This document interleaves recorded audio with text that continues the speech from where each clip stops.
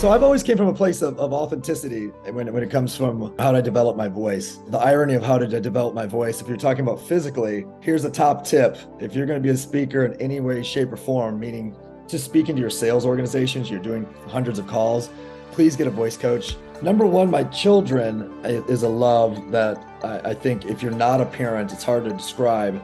I don't think you'll ever love unconditionally except with your kids. My purpose is to educate, mentor, develop millions of people through all forms of writing, education, and even speaking. So any one of those platforms, millions of people, as long as I can touch them and impact them through either writing or speaking or maybe mentorship, that's what I want to be able to do. And if I'm inside my purpose, it's creating a ripple effect. There's impact there. It's not like there's two people. It's 10, 50, 1,000 and beyond. It brings revenue and it brings joy. So all three of those things. Welcome to the Top Real Estate Influencers podcast with your hosts, Mario Hurley and Alex Montalenti. Today we have Nick Sarnicola.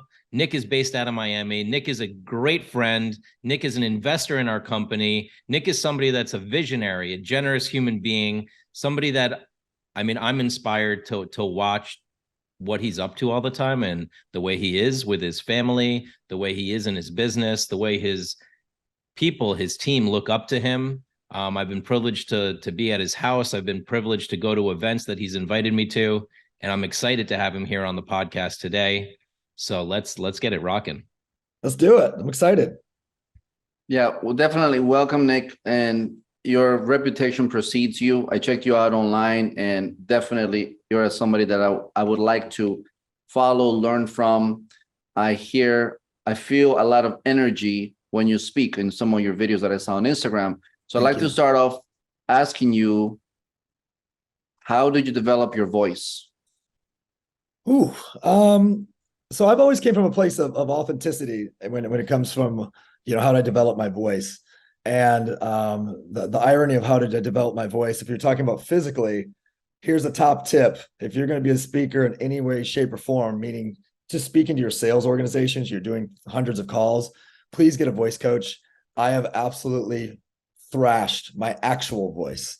So that's an on topic, off topic. My actual voice has been thrashed. But developing my voice was, a byproduct of, my environment of where I was born and raised, except I took the opposite stance of my upbringing. My upbringing was blue collar, middle class. You can't have that. You can't have that. You can't have that. What my parents were really saying is we can't afford it. But, they don't say that to a 6-year-old because they don't want to admit that to themselves. They just say, oh, you can't have that. Well, why? Because I said so. So I developed really early on an interesting thought process because my parents never fought except one thing. They fought about money. And I knew at like 9 years old, I'm gonna be rich one day. And I'm like, all right, I can't sing, can't dance, can't rhyme, can't act, not going to do anything illegal. What's left? Sports. Played college baseball, but got introduced to entrepreneurship while playing college baseball. And all of a sudden the light bulb went on, and all of that, grit and middle-class mentality and just hardcore work ethic and family values then transitioned to, let me go put that all into entrepreneurship and building something and running my ass off nonstop. So I think it starts with that environment, but not wanting to end up where everyone else ended up. Wow. So you cannot sing a Frank Sinatra song for us? I cannot sing. I can't sing anything anymore. So I love it that it comes from the inside. It comes from that profound desire to achieve. And it sounds like you have a very, very strong work ethic.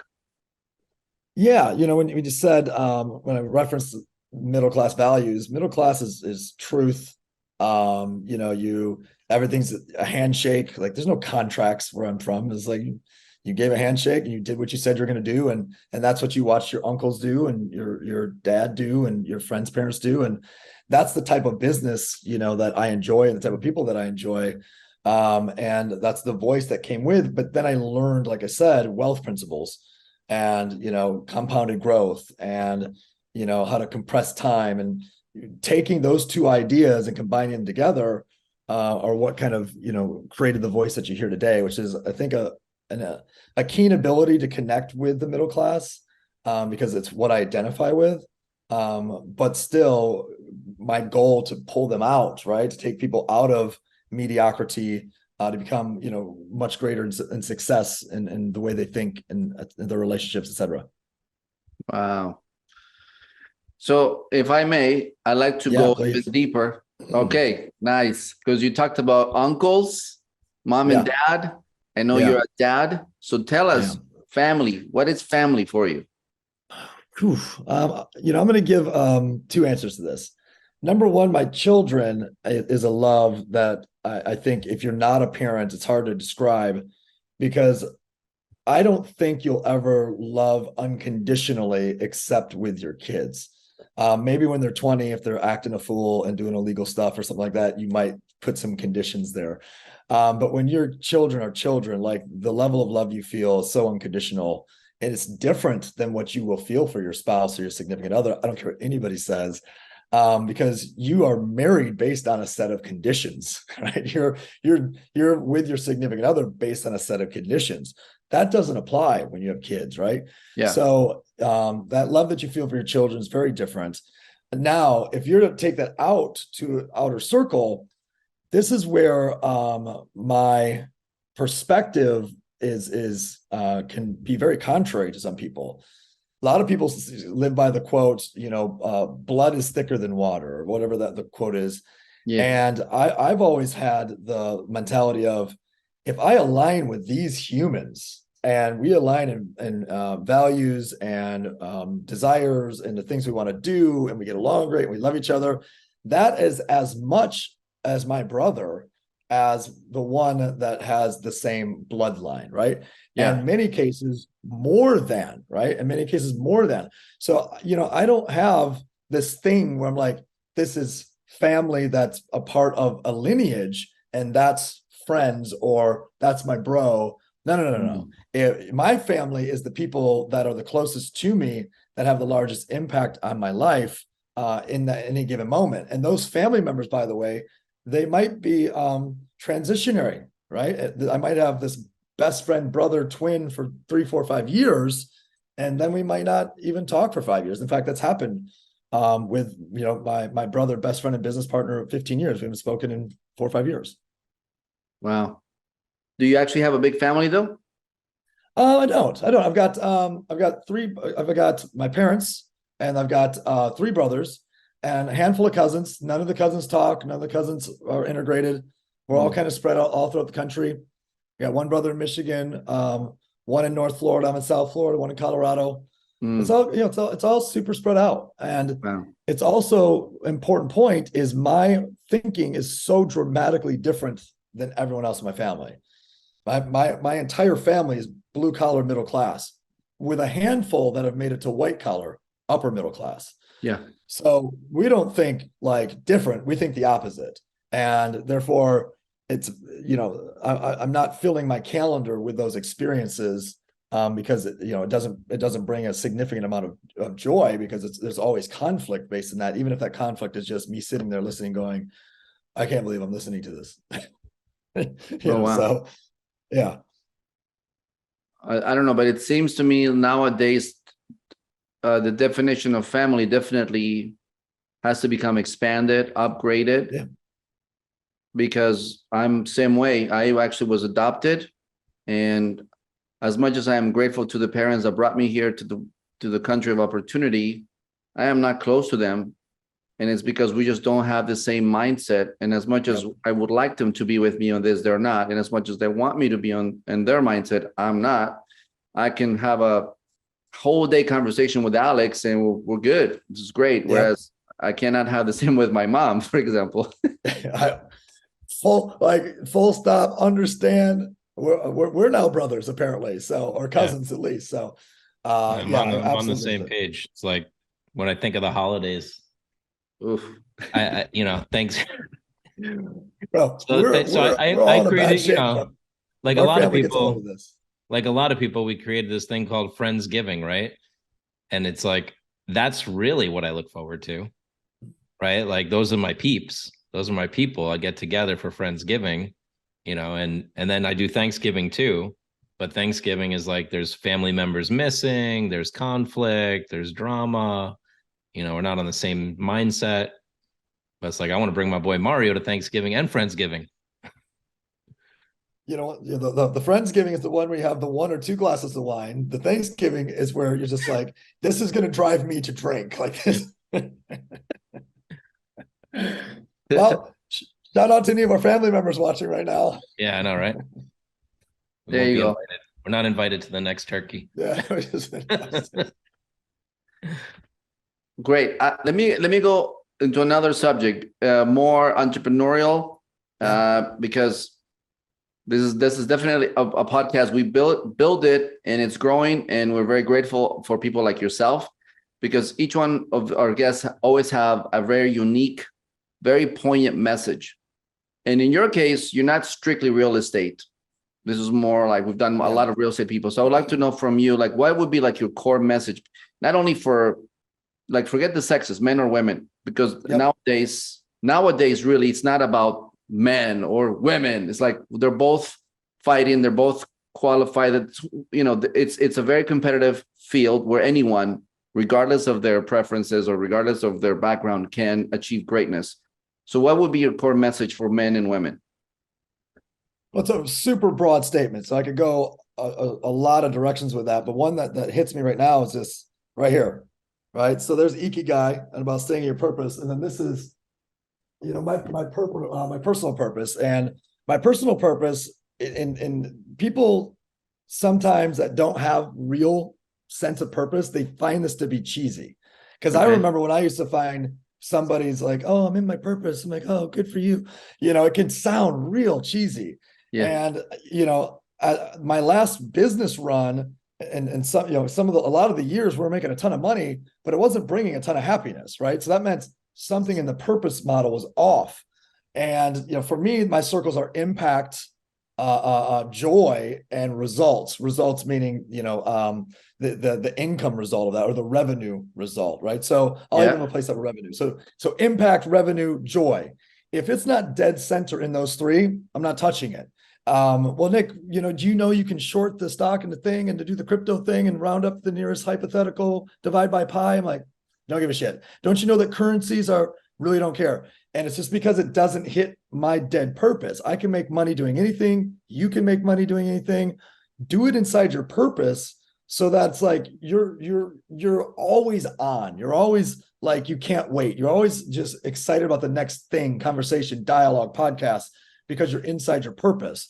And that took me a long time to know what that was for me. So what is your purpose?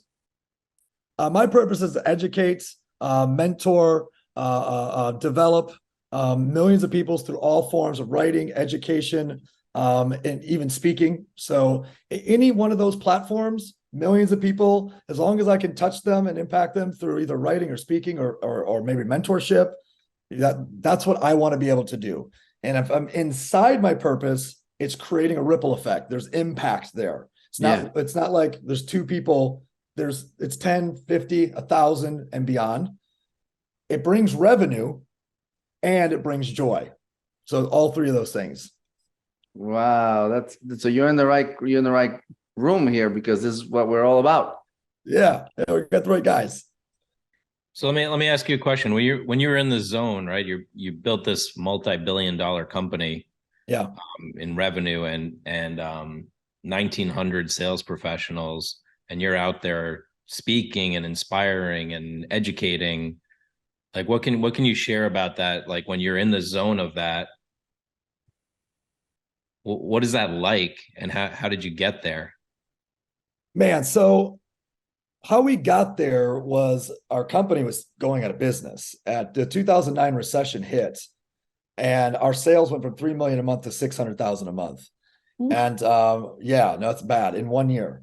So we had to put all of our last money back in to keep it alive, but no one wanted high-end anti-aging products. We were in the wellness industry then, when they couldn't keep their light bill on.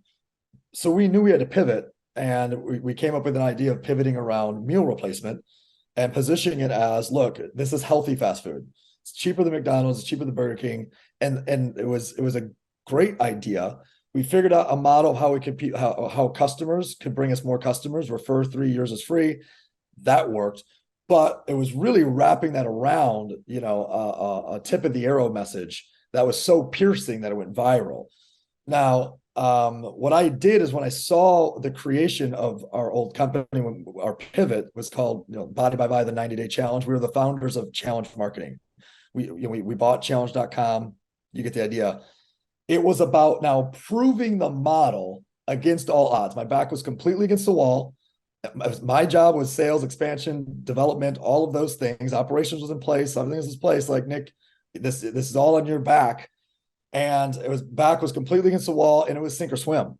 So, and it was carrying the weight of all of the employees, partners, staff, but also the independent sales organization, where my heart lied. And then the last thing is we were actually in a 4-year buyout. That was the first year of a 4-year buyout where we dropped by 80%. So I saw a multiplier of every action that I took for 3 years that said, man, for everything I do the next 3 years, it's worth 8x on EBITDA. And, I took the company from 600,000 a month. 32 months later, we were doing 66 million a month. It was compounded double-digit growth for 32 straight months. It was insane. So the combination of we're about to lose it all, the pressure of that,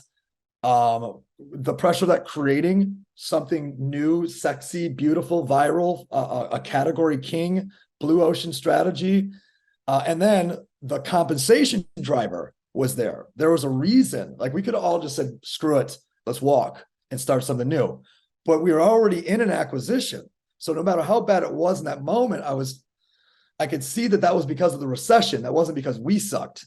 Yeah. It was because, so how can we pivot? So all those things combined is a very long answer, not short. No, that's more than I knew. So that was awesome. No, but what I love about what you said is that you had two things that were clear. One, that it wasn't your products or your system that was lacking. It was you needed to redesign the same thing, and the salespeople needed to see that there's a real incentive there, so that they could put in all they got. Myra, the irony of the whole thing is the product that became the number one in class that we end up selling over $2 billion worth, 20% of the meal replacement shake market in America in 2012 was our shake. It was 18%. So 1 out of every 6 shakes was ours. And the irony of it is we already had that thing for years. We just didn't sell it. Nobody wanted it. But we repositioned it as the lead, and it was lights out. So the product was already there. The compensation plan to the team was already there. The same leadership was there, but the activation of me resigning as a chief sales officer and going into the field and saying, here, hold my beer, watch this. I'll sell it. Like, I'll go do this. I'll go build it. And then the actual creating a perfectly timed tip of the arrow marketing message that didn't exist at that time. All of those, and a lot of luck, a lot of preparation for that moment, but a lot of luck as well. So your podcast that you invited me to speak on is Forged by Fire. So, I mean, is that what you're talking about? It's like, it's forged by fire, like you're up against a wall, and it's like, and that's when 100%. things really, okay. Guess when that one goes live, by the way? What's that? It went live today. Your podcast. Oh, really? We did, cool. 3 hours ago. So that's awesome. Forged by Fire is about not the glamorous shit. Like, everyone goes online and they hear the exciting stuff, and that's great. But I want to hear about the pain and the darkness, and when it was broken, and what you're made of at that moment, what you were thinking, how close you were to giving up. And also Forged by Fire it's supposed to be, I can't nail it every time, but somebody that had success, lost it, and is on their comeback or already came back. Because a lot of people can point to their childhood as the fire, right? They're forged by this really bad fire, by this really bad childhood. and Yeah. then they become successful. Right. So this is a little bit different. I want you to be successful and then lose it and then come back again. That's forged by fire. Nice. But can you talk more about that? Because not everyone is able to do that. Most people, they're done, and then they disappear for 5-10 years, and they come up with something else somehow. Like Yeah. I don't know, they came back to life. Here you just pivot. How did you do that? Well, I'm gonna answer.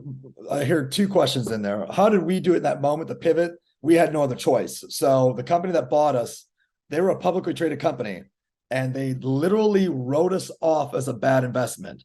This is different than when your uncle writes you off at Thanksgiving dinner.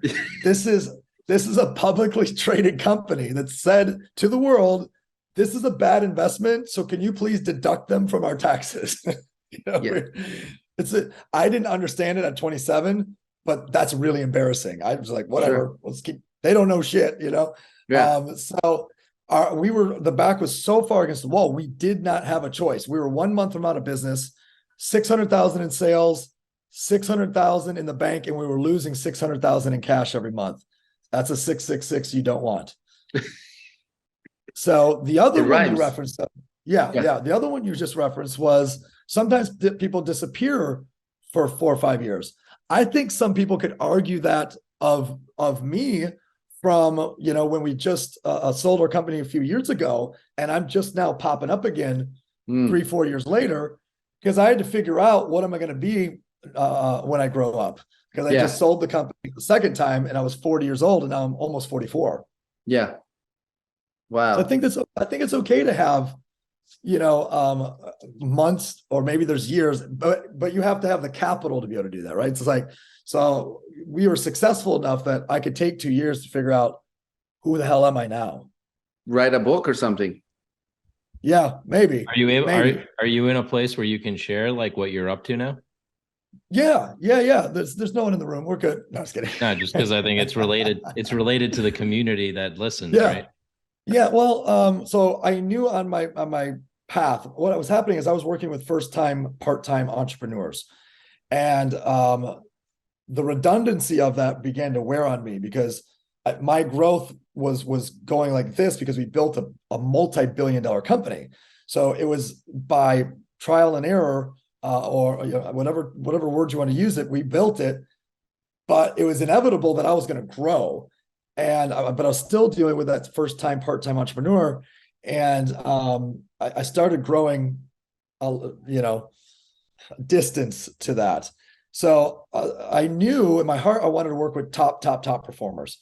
So I was like, one day I'm going to create a sales accelerator that works with only top performers, just the top 1%. I want the Navy SEALs, and we're going to pick industries, mid-cap companies. We're going to blow out their sales, negotiate equity. We'll exit when they exit.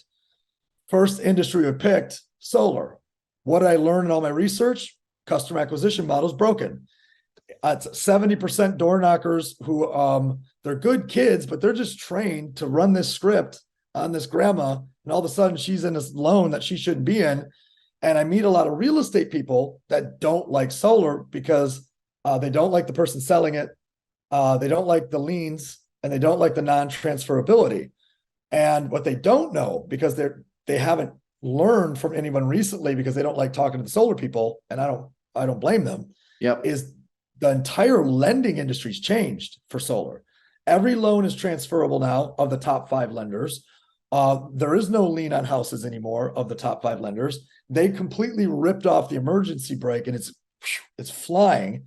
So what I noticed is the number one transaction that we were doing in solar was a referral from a real estate agent. And it's not even close. So much respect for all the real estate agents out there. You guys have spent so much time building your brand with Real Greater, as you should, building your network, building your trust, building your clientele. And then here's some, idiot kid banging on the door. And Alex, some of these kids are like, yeah, you're a real estate agent. They just look it up on MLS. Yeah, your real estate agent, Steve, told me to come by and sell you solar, like just lying to people. So I'm creating a platform called Renewable Real Estate, where I'm going to onboard thousands of real estate agents that want to have a trustworthy group of sales professionals that are disconnected from the culture of solar, but are representing it in the right way. Because what the reality is, real estate agents don't have an issue with solar. They have an issue with solar salespeople. The technology is the wave of the future. That's like saying, I have an issue with toilets, but I'm going to sell you this house and put the toilet outside. Solar it's the law in California. So in 10, 15 years, it is life, right? It's not like options. Yeah. And I think in a market like this, realtors are looking for like, where can I get an extra, 15, 20% revenue or more? And then they're looking at all these ancillary services, things that they can tack on or bring to their clients, or conversations that they haven't had with their old clients. Like, go back to your list of like the last 200 clients you did business with and talk to them about this amazing new opportunity with solar. I think there's a huge opportunity. Yep. I think real estate agents need to get themselves in between the transaction. They should. Otherwise, if anything, just do it to protect your own client from what's going to happen next. But position yourself in between the transaction allows you to, to make a commission split, and you should make a commission. Get paid twice for doing work once. Makes sense to me. This is what I love. I don't know if you know this, but Alex is a salesperson, and I just heard you're also a salesperson. I mean, I want to buy whatever you're selling right now. I'm not even in California. I'll buy it. I don't care. I mean, the passion and the distinction, and you know this, right? It's about having a very specific offer. It's not a common thing. Oh yeah, I've seen that. No, I'm good. Yours is very specific. It's a very unique placement, and it's genius. I'm sure you're going to have a lot of people that are going to contact you from listening to the podcast, and for future programs as well, because it's very unique, and I can feel the passion that is like so clear.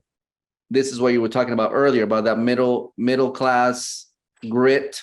Yeah, I mean, it's like my palms are sweating. Okay, so please, which leads me to my next question: who influenced you? Who'd you learn from? How did you become who you are?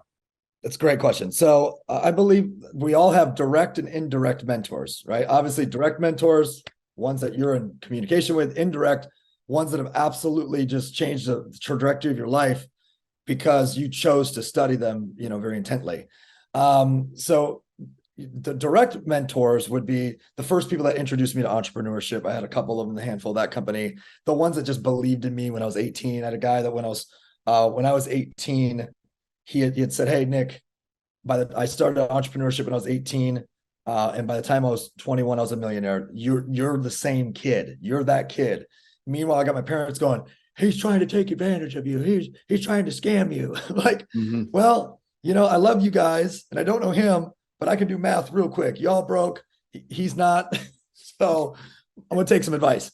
And it turned out he didn't want to scam me. He just wanted to mentor me. And it was great because there was enough belief there. And so I think for your listeners, I want to encourage them to be mentors, because if a lot of them are in real estate and they're full-time in real estate, there's an 18-year-old kid out there, or a 22-year-old kid, or there's the newest agent who's 24 who just got, into your organization.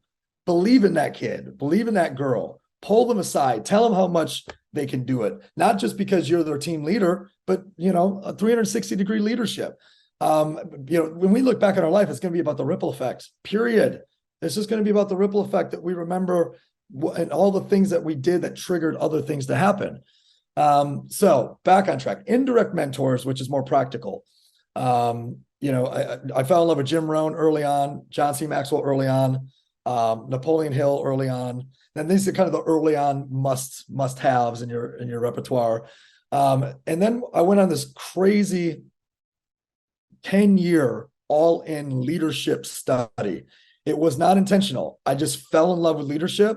I started with how-to books like John C. Maxwell, 21 Laws of Leadership. So it was all how-to. And I was like, oh, I'm done with this. It became several years of this person. So let's say Roosevelt on leadership, MLK on leadership. So different world changers. Yeah. And then I started reading biographies of the entire life of a Teddy Roosevelt, of an MLK, of a Gandhi, of a Nelson Mandela, and I would even read ones that were that had a great impact and made had a huge following, even if they did it the wrong way. I read JFK's 500-page book, his biography, and then 600 pages on Che Guevara was the next month, just so I could see the contrast between the two. Yeah. So yeah, I'll stop there just because I don't want it to be a monologue. Sorry about that. No, it's all good. I mean, that's brilliant. I myself, I love biographies. I love to go deep into like, where did this person make a decision? How were they raised? Did they go against the parents' training or with parents' support? That's gold. Yep. And then direct mentors. I had Tony Robbins as a direct mentor for a while. Love Tony. Direct mentor of John C. Maxwell, became a direct mentor when I was 33 years old. So I love those guys as well. Right now, I love Gary's stuff still. And I love Tony's stuff still. But who I really am into right now is Jordan Peterson. I think his message is so great for people. Like, people need to hear that are out there lost what that man has to say. And he's fearless. He's just fearless. What is his core message? What is Jordan's core message? Yeah. If I was to boil it down, I believe his core message is there's so much more inside of you that you know, that you understand, that you give yourself credit for. And, what you think is the worst, you are capable of overcoming. You're capable of getting to the other side. He's very statistical. I'm a very pragmatic person, so I love reading case studies or books that are based on case studies. So I love the fact that he's very statistical driven. He's a doctor, obviously. But I think his core message is he just believes so much in people that there's so much more potential inside of them. And I think he just wants to pull that out of them. I have also studied him. He's pretty crazy. I know he's had a couple of issues where they're trying to take away his monetization on YouTube. And he shows up in many topics that are current in our life, even dating, which is where my next question goes for you, sir. Okay. You have a date do you have someone you go on a date with? I don't know. We'll find out. So let's hear it. Talk to us about relationships, the romantic kind. What are your thoughts on this? What do you think is happening? Is it good? Is it not good? Is it working in society? Is it important? Does it matter? All right. Today's day and age is very different, I think, than when my parents got married. And I think clearly access to other people digitally is probably the number one reason for it. There's an old saying, out of sight, out of mind, right? So now everything's in sight, which means everything's in sight, everything's in mind. So, I don't know if it's a lot of people like, oh, it's absence of God and it's absence of religion. And that's why there's a 50% divorce rate. I'm like, I don't know. Maybe it was absent of technology for 2,000 years or 10,000 years. You couldn't just like push a button. It's like, ooh, 1 billion potential people to choose from at the pick, So I think technology is playing a very heavy role in the outcomes in relationships, period. Okay. I think you're going to see the world shift, if it hasn't already, towards shorter relationships that are, very much in love, but they're going to be short burst. Maybe this one's 10 years and this one's 20 years and that one's 15 years. And I think that's going to be more acceptable or accepted. I know there's probably a lot of people right now that are not happy with what I'm saying. But that's not to say there's not going to be a huge percentage of people that are going to be together forever. There will be, right? There will be. But what I am saying, I think it's going to become more accepted. It has to be. Half the population in America right now has that story, right? And then there are humans. I think of there's this couple, Tom and Deb McCoy. By the way, my parents are celebrating their 50th. My grandparents were married for 78 years. 78, 20, 21. 76 years. Wow. So yeah, crazy, right? Yes. So it's not like, oh, this kid must come from divorced parents. No. I've read a lot of books and I've studied a lot of leaders and I've studied a lot of stuff. So once you know how a lot of countries, religions, people, cultures operate, you start to look at this thing from a macro perspective. Yes. Yeah. So you absolutely have people that are meant to be together and will be together forever. But you're also going to have people that are meant to be with 3 people for 15 years at a time, because who the hell am I to tell someone that at 20 years old, you're supposed to just know? You were supposed to know. You two were just supposed to know.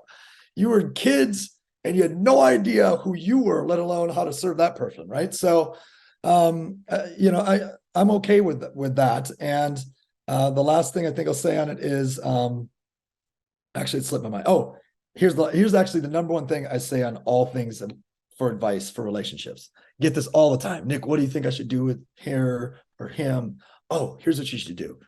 Don't take, can I swear? I don't know if I can swear. Yeah. Okay, because I swear a lot. Don't take anyone's fucking advice. Nobody's. Because if there's one thing that does not have a blueprint, if there's one thing that there's no manual for, there's no business plan for, it's love. Love is the most irrational, like bonkers concept. And there's no one that can tell you what your path for love should be. I've been in love with the picture perfect, Alabama Baptist, beauty queen, perfectionist, never wrong. Everything's always right. I've been in love and married to that. I've also been in love with a broken artist who's just in pain and just pouring art everywhere from her soul. And I've been in love with both, and both of it was real, right? So nobody can advise you on love. You just got to dial in to the man upstairs, whatever that means to you, and dial into your intuition and just go with your heart. And if your heart says stay, you stay. If it says go, you go. And that's my 2 cents. Don't ask me is my 2 cents. Stop asking me. Perfect. Thank you. Before you go, two last questions. You can combine them. What books do you recommend? What movies do you recommend? Okay, so books. I have a top 10 list, and I won't go in any order. But the number one is Coming Out of the Ice. And it's a book I heard, and there's obscure, you guys remember LimeWire, where you could download recordings? I downloaded this old Jim Rohn live audio. I'm listening to it in 2004. It's probably circa 89 or something. And he talks about this book called Coming Out of the Ice. And by the third time I've listened to the recording, I'm like, fine, we'll go buy this book. I had to go to bookstores. So I go to, there's no Amazon yet. I'm going to bookstores looking for this. Doesn't exist. So I find out that it's not in print. You can only buy it used. So finally I find one copy, and this book is so unbelievable about the test of the human spirit. Victor Herman, Coming Out of the Ice, favorite book. But here's a couple other ones. The Talent Code, and these all impacted me at different times in my life and the path. Tipping Point, Good to Great, Culture Code, best book I've ever read on creating culture. For those of you guys that are building a team, culture is king, right? So the Culture Code was the best book I ever read on that. I like Why Leaders Eat Last. I like Category Kings. I like, I'll stop there. So those are, and by the way, obviously Think and Grow Rich had a massive impact on my life. Got it. Thank you. You're welcome. Movies. I'll just say my favorite movie. I don't know about recommend, but I recommend documentaries, right? It's like, might as well try to learn something. But my favorite movie of all time is, I wanted to say Coming Out of the Ice, Into the Wild. Into the Wild is my favorite movie of all time. And Inception is my second favorite movie. Hey, there you go. Yeah, my ex-girlfriend's like, you realize your 2 favorite movies are about escapism. I'm like, holy shit, maybe I'm just living vicariously through them, right? Because I'm so just dialed in and focused that my 2 favorite movies are about like getting lost somewhere. So I don't know. What's your favorite movie? Mine is Life is Beautiful. And Lord of the Rings, I also love. Good, and the first and second Matrix. First Matrix for sure in my top 5. I used to do a training on that. The biggest one I did, there was 17,000 people there. And I did one for 10,000 people. I flew in dressed as Neo up in the sky. Wow. And it was on a pulley, and then they lowered me down. But no, this is a joke. This is like, I end with a joke here. So on the way out, I snap back on the pulley, I go back in the sky, and I'm floating through the sky, and everyone's like, we didn't think about the fact that I'm just going backwards to a wall and the back end of a convention center. So I'm headed straight to a wall, and it's just like the worst crescendo you could ever have. Like, here goes our hero exiting, and he's going straight to a wall. So the thing stops right in front of the wall, and then slowly just lowers me. I'm like, so there's now 9,000 people turned around looking at me going, like, okay, like we didn't think about landing me behind a curtain. We didn't think through this thing. So yeah. That's so great. Turns out I'm not Neo. So that's moral of the story. Alex, any last words?